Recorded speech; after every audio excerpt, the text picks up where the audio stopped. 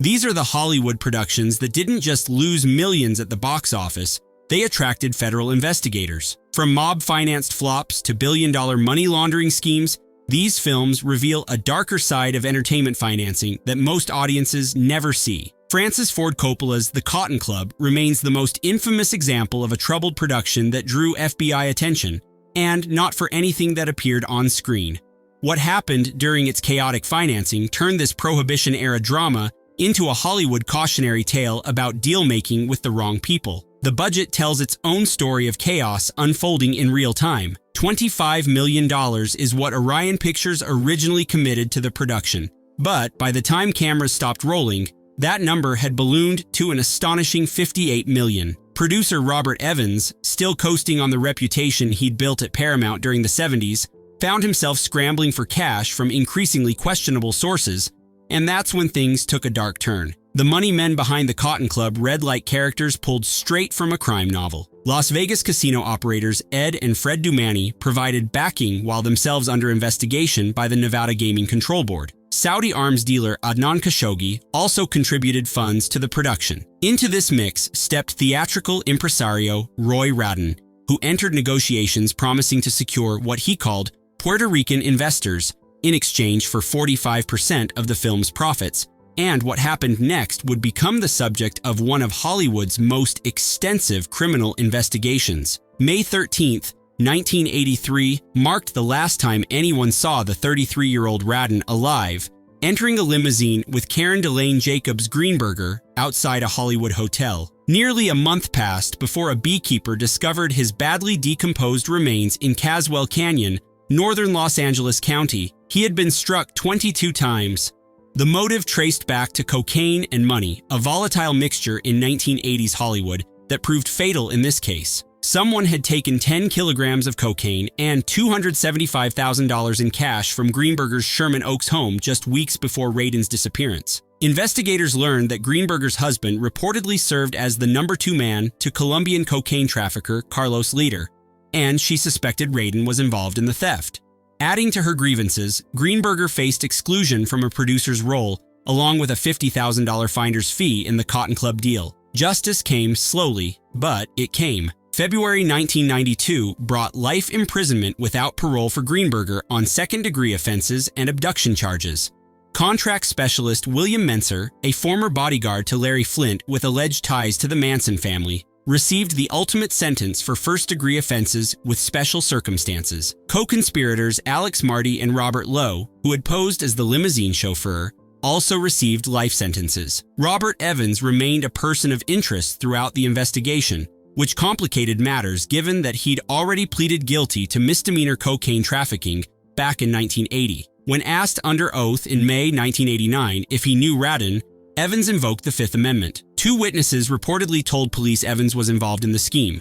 Greenberger testified during her 1991 trial that Evans played no part in what happened, and prosecutors never charged him. December 14, 1984 arrived, and the Cotton Club finally opened to audiences who knew nothing of the tragedy behind it. Opening weekend brought in just $2.9 million, and the domestic gross totaled only $25.9 million, less than half of what the production had consumed.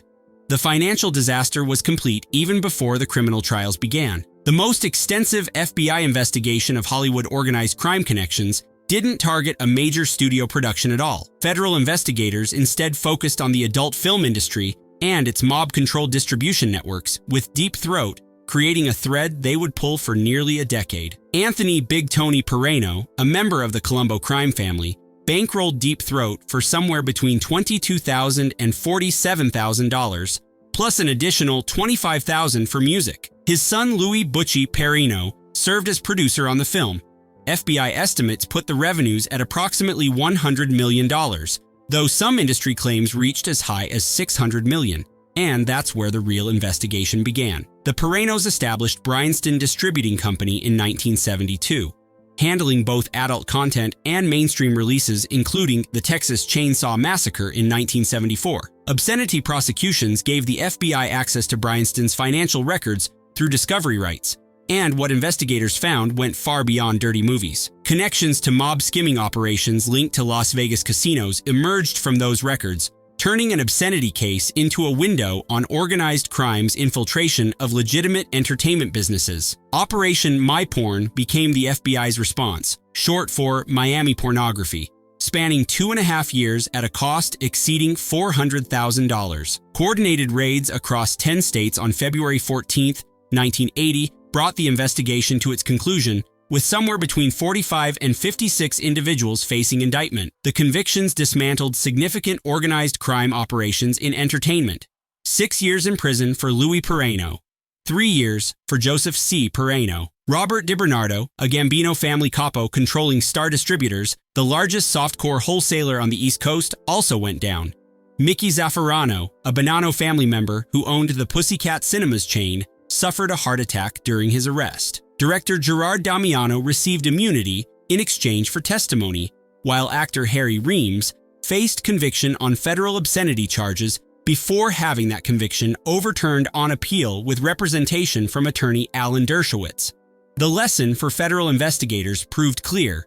Follow the money in Hollywood, and criminal enterprises often reveal themselves hiding in plain sight. Italian financier Giancarlo Parretti acquired the near-bankrupt Cannon Group in 1987 for $200 million, and few in Hollywood suspected what would follow. 3 years later came his purchase of MGM UA for $1.3 billion through loans from French bank Credit Lyonnais, setting the stage for an FBI investigation that would reveal systematic looting on a scale that shocked even jaded industry observers. Lawrence Lawler, the retiring head of the FBI's Los Angeles office, took the job of investigating Parretti's acquisition, and what he documented painted a picture of brazen fraud operating in broad daylight. Forged requisitions using cut-and-paste signatures appeared throughout the records. 23 fraudulent fund requests, totaling $50 million. Girlfriends installed on the MGM payroll at a cost exceeding $1 million. Most audaciously of all, Parretti appointed his 21-year-old daughter to run the studio's finances. The resulting federal indictment ran to 195 pages containing 55 counts, seeking $3.1 billion in forfeiture, a staggering sum that reflected just how much the alleged fraud had consumed. Criminal outcomes stretched across multiple jurisdictions over the years that followed. A Delaware court convicted Parretti in 1997 of conspiracy, falsifying corporate records, perjury, and witness tampering. But before sentencing could occur, he fled to Italy. March 1999 brought a French court conviction in absentia for misuse of corporate funds and fraud, with a 4-year sentence and a fine of 1 million French francs that he would never pay. Florio Fiorini, Parretti's partner and MGM chairman, pleaded guilty to conspiracy and securities fraud in 2001, receiving 41 months in prison along with a $100,000 fine. Credit Lyonnais settled for over $600 million, and bank officers, including Chairman Jean-Yves Haberer, faced indictment for conspiracy, fraud, and money laundering. During Parretti's brief tenure at the helm, MGM produced almost nothing of value while he lived lavishly off diverted studio funds. Even one of the industry's most storied studios wasn't immune to those who saw it as merely a vehicle for fraud, and that's exactly what Parretti had in mind from the start. Cutthroat Island holds a unique place in cinema history as both one of the greatest financial disasters ever produced and the film that sank an entire studio. Director Rennie Harlin's pirate adventure starring Gina Davis carried a budget between $98 and $100 million, and what it earned tells you everything about how badly things went wrong. $10 million domestically, $16 million worldwide, total losses of approximately $147 million, and Carolco Pictures filed Chapter 11 bankruptcy in November 1995. A full month before the film even reached theaters in December. The studio's troubles with federal investigators had begun years before anyone knew the pirate movie would sink the company. The IRS launched a criminal probe into Carolco back in 1988, examining Byzantine financing structures that raised serious questions. Federal investigators focused particularly on what insiders called the Dutch sandwich, a legal but aggressive tax avoidance strategy using Dutch and Netherlands Antilles shell corporations to shelter foreign income from American films. The complexity of these arrangements raised red flags about whether aggressive tax planning had crossed into outright fraud. Peter Hoffman, who served as CEO and president, faced trial in 1997 for felony tax fraud, with prosecutors pushing hard for conviction. Acquittal came on 2 counts, but the jury deadlocked on 2 others, leaving the case unresolved. Hoffman eventually pleaded guilty to 1 misdemeanor for understating his 1989 income by $33,000, paying a $5,000 fine that seems almost laughable given the scope of the investigation. The federal judge called the prosecution misguided and doomed. The studio's co-founders faced their own IRS battles stretching across more than a decade. Andy Vajna watched the IRS seek more than $41 million in back taxes before settling and paying over $6.5 million. Mario Kassar endured a 14-year legal saga that finally ended in 2002 when he agreed to pay nearly $45 million in back taxes and penalties. Neither founder faced criminal charges in the end. Hoffman's later career brought renewed federal attention, with a 2015 conviction on 22 counts including conspiracy to commit wire fraud in a Louisiana film tax credit scheme, demonstrating that some patterns repeat themselves no matter the consequences. Cutthroat Island became a symbol of Hollywood excess and poor decision-making, but the real drama happened in the accounting department, not on the high seas. The Wolf of Wall Street became Martin Scorsese's highest-grossing film, earning between nations and launching countless memes in the process. What audiences didn't know was that federal investigators were building the largest kleptocracy case in American history, and the film sat at its center. Red Granite Pictures produced the Leonardo DiCaprio vehicle, co-founded by Riza Aziz, the stepson of Malaysian Prime Minister Najib Razak, solved that same year. Riza Aziz faced arrest in Malaysia in July 2019 on money laundering charges, receiving discharge in May 2020 after agreeing to return $107.3 million, approximately 43% of the $248 million allegedly laundered. February 2025 brought news that 1MDB dropped its civil suit against him entirely. The mastermind behind the scheme, Joe Lowe, received a special thanks credit on Wolf of Wall Street that now reads like dark comedy. The US DOJ indicted him in November 2018 for money laundering and bribery, and he remains a fugitive believed to be hiding in China, wanted by Interpol since 2016. Former Malaysian Prime Minister Najib Razak faced conviction in 2020 with an initial 12-year sentence, later commuted to 6 years. December 2025 brought conviction again on all 25 charges involving 2.27 billion ringgit, approximately $543 million, adding 15 years to his sentence along with fines of 13.38 billion ringgit, roughly $3.3 billion. Goldman Sachs faced its own reckoning in the aftermath.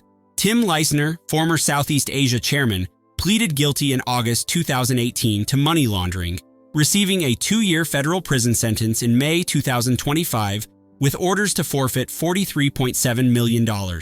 Roger Ng, former managing director, faced conviction after trial in April 2022, sentenced to 10 years for conspiring to pay $1.6 billion in bribes. Goldman Sachs agreed to pay $3.9 billion to Malaysia to settle the matter. Red Granite's Papillon represents the clearest example of a direct box office failure connected to the 1MDB investigation, a remake of the 1973 Steve McQueen classic that never stood a chance.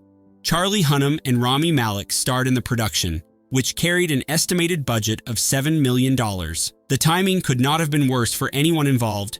Federal investigators were closing in on Red Granite's financing sources, and the studio's name became toxic in Hollywood almost overnight.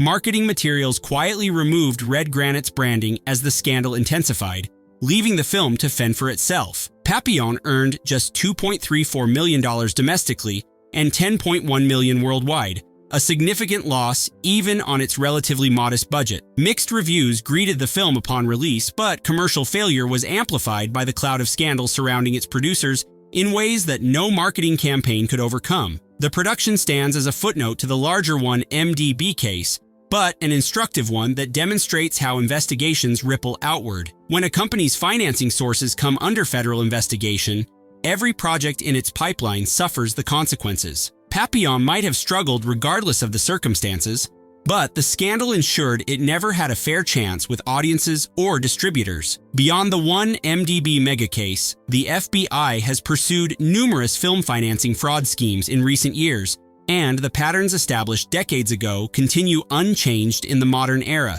Jason Van Eman, a former actor and producer, faced conviction in 2023 to 2024 for defrauding movie and theater producers of over $60 million through a scheme built on false promises. Partners would match victims' cash contributions for film financing, or so Van Eman claimed. But the money instead funded luxury automobiles, real estate, jewelry, and travel for those running the operation. Co-conspirator Benjamin McConley received 13 years in prison, while bank employee Benjamin Raphael received 42 months.